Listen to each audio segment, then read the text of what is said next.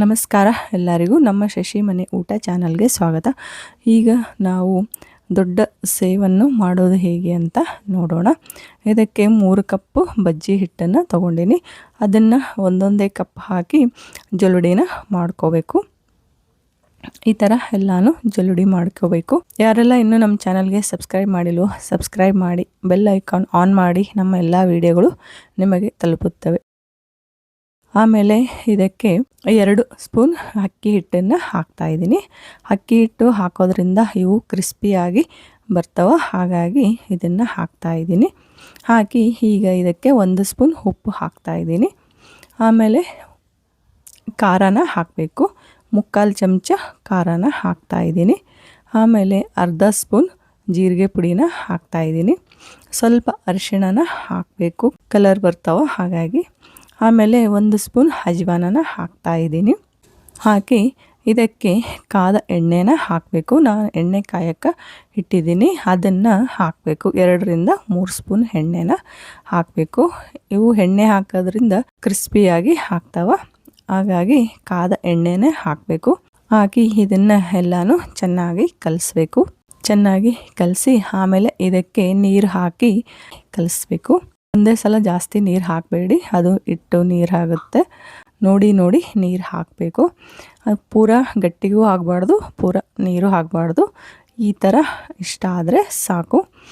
ಈಗ ಇದಕ್ಕೆ ಸೋಡಾ ಪುಡಿನ ಹಾಕೋಣ. 1 ಚಿಟಿಕೆಯಷ್ಟು ಸೋಡಾ ಪುಡಿನ ಹಾಕ್ತಾಯಿದ್ದೀನಿ.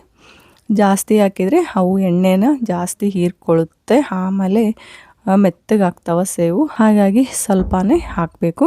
ಹಾಕಿ ಈಗ ಇದನ್ನು ಸೇವ್ ಮಾಡೋ ಪಾವ್ಗೆ ಬಿಲ್ಲೆನ ಹಾಕಿ ಆಮೇಲೆ ಈ ಥರ ಹಿಟ್ಟನ್ನು ಈ ಥರ ಮಾಡಿ ಇದಕ್ಕೆ ಹಾಕಬೇಕು. ಹಾಕಿ ಈಗ ಅದನ್ನು ಡೈರೆಕ್ಟಾಗಿ ಎಣ್ಣೆಲೆ ಹಾಕ್ತಾಯಿದ್ದೀನಿ.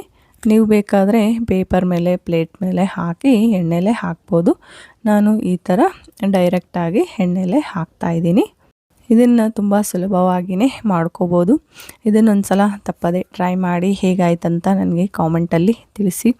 ಈಗ ಹಬ್ಬಗಳ ಸೀಸನ್ ಸ್ಟಾರ್ಟ್ ಆಗ್ತಾ ಇದೆ, ಹಾಗಾಗಿ ಇವು ತುಂಬ ಕ್ರಿಸ್ಪಿಯಾಗಿ ಇರ್ತವೆ. ಆಮೇಲೆ ಸ್ವೀಟ್ ಜೊತೆ ಇವು ತಿನ್ನಲು ಬಹಳನೇ ಟೇಸ್ಟಿಯಾಗಿ ಇರ್ತವೆ, ಹಾಗಾಗಿ ಇದನ್ನು ಹೇಳ್ತಾ ಇದ್ದೀನಿ. ನೋಡಿ, ಈ ಥರ ಕೆಂಪಗಾಗೋ ತನಕ ಕರಿಬೇಕು. ಇದನ್ನು ಒಂದು ಸಲ ತಿರುವಿ ಹಾಕಿ ಮತ್ತೆ ಕರಿಬೇಕು. ಚೆನ್ನಾಗಿ ಕೆಂಪಗಾದರೆ ತುಂಬ ಟೇಸ್ಟಿಯಾಗಿ ಇರ್ತವೆ. ಈ ಥರ ಕಲರ್ ಬರೋವರೆಗೂ ಕರಿಬೇಕು.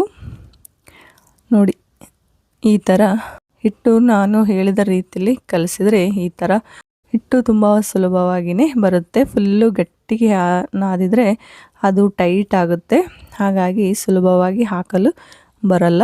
ನಾ ಹೇಳಿದ ರೀತಿಯೇ ಹಿಟ್ಟನ್ನು ನಾದ್ಕೊಳ್ಳಿ, ಆಗ ತುಂಬ ಸುಲಭವಾಗಿಯೇ ಮಾಡೋಕ್ಕೆ ಬರ್ತಾವೆ. ನೋಡಿ, ಈ ಥರ ಆಗಿವೆ. ಈ ವಿಡಿಯೋ ನಿಮಗೆ ಇಷ್ಟವಾಯಿತು ಅಂತ ಅಂದ್ಕೊತೀನಿ. ಈ ವಿಡಿಯೋಗೆ ಲೈಕ್ ಮಾಡಿ, ಶೇರ್ ಮಾಡಿ ಮತ್ತು ಸಬ್ಸ್ಕ್ರೈಬ್ ಮಾಡೋದನ್ನು ಮರಿಬೇಡಿ. ಧನ್ಯವಾದಗಳು.